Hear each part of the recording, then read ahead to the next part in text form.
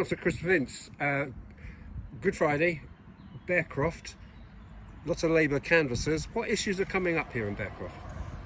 You won't be too surprised to know it's a lot of the issues that we've discussed before. The dreaded pothole, lack of just lack of pride taken across the town by the Essex County Council. Unfortunately, looking at the roads, looking at the footpaths, they're in a great need of repair. There's also, of course, the national issue to talk about. You won't be too surprised to know that the conversation of Boris Johnson and parties is coming up on the doorstep, and people are generally feeling really frustrated and fed up. I just had a very long conversation with a lady whose response was, "I'm voting Labour this time because I'm very angry with how the government have behaved."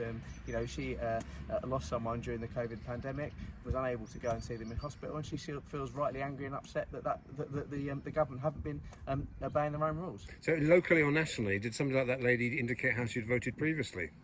I think that particular lady said she's kind of floated between being voting for us and the Conservatives, but she's certainly voting for us this time.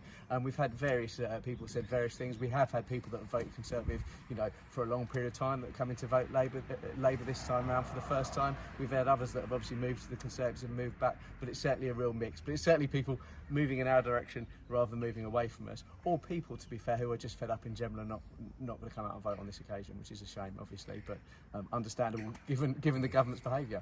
You mentioned estates, but has anybody mentioned across the town the work the Conservative administration has done over the year improving estates work, which I don't think you did? Well, first of all, I obviously asked the question at the cabinet meeting about what this estates fund was going to go into, and the councillor, the portfolio holder at the time, didn't give a very good answer, which is why, as a Labour administration, we didn't feel that we could support that particular proposal. There's not been any mention of any of the work that the Conservatives apparently have done in the estates. I would say that while we were in administration, we brought in HTS, and we brought the services that were previously provided by Keir in-house, which has meant we've had more money to put towards our town. And as a local council, what that's meant is been much easier for me to actually engage with HTS to get things done in my estate, and get things done more quickly. So I think that's something that we should be, as a Labour administration, very proud of.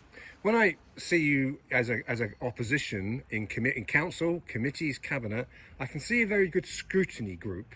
But I'm not entirely convinced, it's not for me, it's the voters, that you've all got the vision to run a council or take back a council.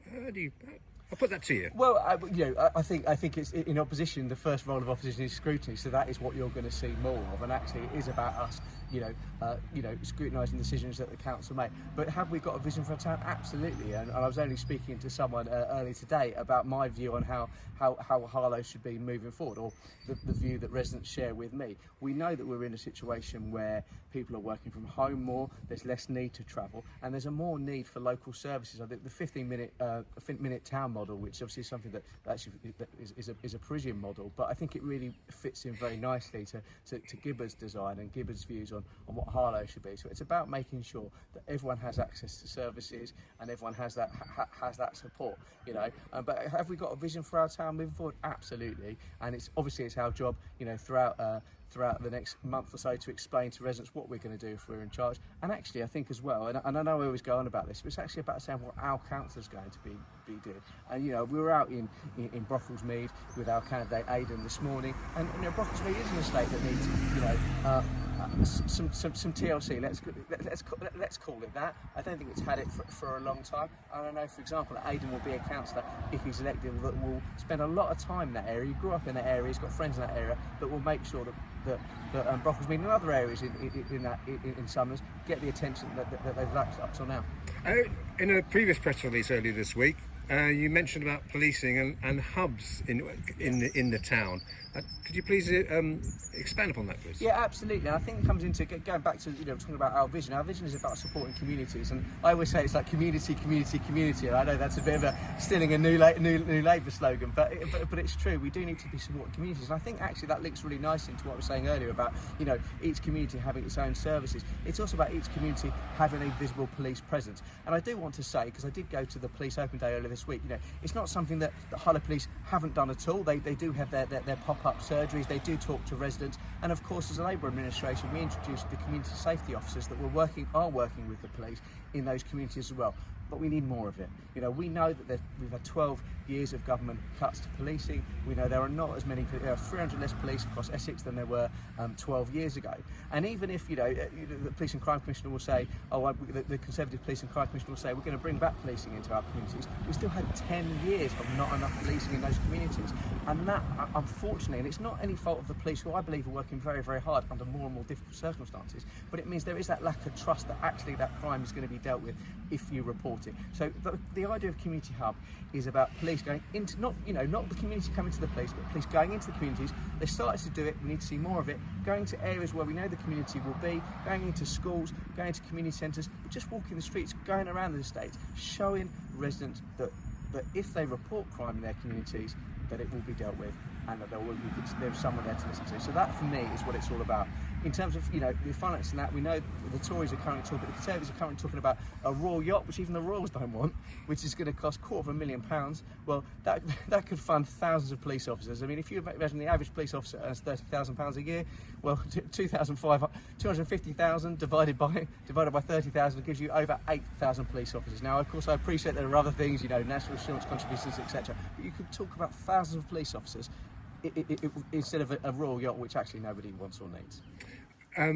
Do you applaud the Harlow Tories for coming up with the town centre master plan? And if, I know it may be a big if, but not to you, if you did take over the council in May, would you continue that good work? Well, look, first of all, the town centre master plan isn't this sole idea that the Conservative administration came up with. It's something that's been in development for a long time. It was in development, albeit under a different name when we were in administration, and certainly something that we would do and something we certainly supported. And you go back to the scrutiny, we were scrutinising that document because that's our job. But we also did, and with my co-op hat on as well, of course, we did contribute to that document. So we're not going to, rip up a document that's been consulted on. I think the irony on using the word consult, of course, was that the Conservatives, when they were in opposition, were very critical of our ability to scrutinise, to consult with residents, and actually they haven't fared a lot better. So that's something that I think we all need to work on. I think that that's the job of all councillors, whatever political path they are. So I think that the town centre master plan is important, and it's something that we would have done in administration, and we wholly support the need for that.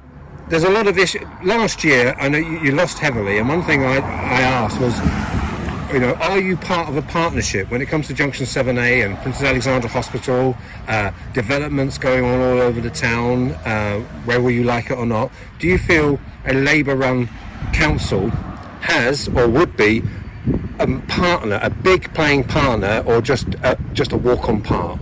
Well, look, we, as a local council, whatever political parties running the council, we want to be a major part of regenerating our town and moving our town forward. We've always engaged with PAH. We've always recognised the need for a new hospital and recognised actually the current site is too small. We've always done that, and we've always supported the need for a new hospital. When that hospital is going to come, we don't know, and we've had a lot of promises from the Conservative MP over the years about this new hospital, and it seems that it's moving back and back and back. Certainly, as a Labour administration, a Labour-run council, we want a hospital, and we would do what we can to support that and be part of making sure that happens. And if and I appreciate it's an if I'm elected as leader of the council in May, I want to ensure that we as a Labour administration work with all partners. We want to work with Essex County Council. We've recognised that it's unlikely, well, they're going to be a Conservative run administration because they haven't got elections this year, but we want to work with them, and we want to show them that actually Harlow has been let down in many ways. You only have to drive around Harlow to see. I look at Little Pondon, and I have to sort of stop myself because I could spend all day walking around taking photos of broken bollards, broken traffic islands, roads where I think the speed limit needs to change. All these things that actually I feel that Harlow isn't being listened to. There are ways in doing that. I'm not somebody, as that's going to go in all guns blazing and shouting, but actually having some really productive dialogue with Essex County Council and other partners that you mentioned about the best way forward for this town. Because ultimately we all want what's best for this town. We want a town that's successful, and we want a town that's aspirational for our young people as well. And I want to be a leader in ensuring that happens. And just finally, this is Easter weekend. Your local election is only on May the 5th. But are you feeling? They've looked at different by-elections around the country. Results overnight, including Malden, where Lib Dem Are you feeling there's a different vibe at the moment as opposed to say last year, or indeed general elections back in 2019? A different vibe? Yeah, I mean, you and I always joke that I often say that it feels very positive on the doorstep, which it generally does. But no, I would say there is certainly a mood shift from last year. I mean, we have to bear in mind last year, and I think part of the reason we struggled last year is we didn't get to do as much door-to-door canvassing as we wanted to, which is the most important thing you can do as a local councillor all year round, but obviously at election time finding out how people vote. I feel that people are positive. I think there's obviously a mix. There's people that are very positive about the Labour Party, and then people that are just very, very annoyed about the Conservative Party. And you know, if we can pick up all that vote, brilliant. But I think it is about engaging with residents and talking to them about what issues concern them. And if any council of any political party forgets that the most important people are the electorate, are the residents, then you know, woe betide them really in terms of the election result. But yeah, absolutely, it feels very positive going around, but we're not going to take anything for granted. We never do. We're going to keep knocking on doors, keep talking to residents, keep find out what local issues are, picking up casework along the way, and ensuring that it gets sorted out. But finally, what about, you know, the key thing for a lot of people is the cost of living crisis. That must be coming up on the doorstep. Yeah, absolutely. You know, and you know, I think, you know, you talk to residents, a lot of them are feeling the pinch. You know, and it sort of keeps coming from all directions at the moment. You know, obviously their gas bills going up, electric bills going up, the cost of fuel is really expensive. And although we spoke earlier about the fact that more people are able to work from home, it's not a viable option for everyone. And you know, people, you know, relatives, we have families that don't necessarily live very close. You know, you may have a daughter in Milton Keynes, for example, that you need to go and visit. You know, of course you want to be able to do that. Of course you want to be able to see your loved ones, and it's becoming more and more expensive. And I think, you know, for families, you know, they're going to have to make some really difficult decisions coming up. And I have to say, you know, I've obviously mentioned to you before, but unfortunately, you know, Rishi Sunak's spring statement didn't do nearly enough to address that. I mean, putting the price of petrol down by 5p a litre is not going to make a huge difference to the amount of cost the amount it's going to cost you to fill up your petrol. So it's going to be a real issue for people moving forward. Absolutely. But you're saying feeling the pinch. It's worse than feeling the pinch of people, isn't it? Yeah. Are people actually saying, in many ways, this is early days. This is only the middle of April. Yeah. You know, is it something that you think? And have Labour got an alternative? Again, have Labour got nationally or locally an alternative plan? Well, this is what we've been talking about. You know, the reality is these large oil companies, you know, their shadows aren't going without. You know, they're really not. You know, so actually put a windfall tax on these oil companies. You know, I was criticised by saying this earlier at your Harlow. You know, that, well, they're multinational companies. You can't tax them. Well, of course you can. You know, and even if it's difficult, you need to try. You know, it's not fair to put the burden on those people in our society that are struggling the most. And for families, you know, with children, you know, dependents, it's becoming really, really difficult for people, and they are going to have to make some really difficult decisions. And as you pointed out, Michael, this is really early days. You know, we've just got our fuel bills. I mean, I don't know about yours, but mine's gone up by £600 next year. My gas bill alone. That's going to be difficult for me to pay, and I haven't got a young family to support. For those people that have, it's going to be really, really tough. So absolutely, you know, I think we need to change the government. You won't be surprised to hear me say that. But in the meanwhile, you know, perhaps the Conservative government needs to spend a little bit less time partying and a little bit more time focusing on the real concerns that residents have and the real issues that residents in this country have.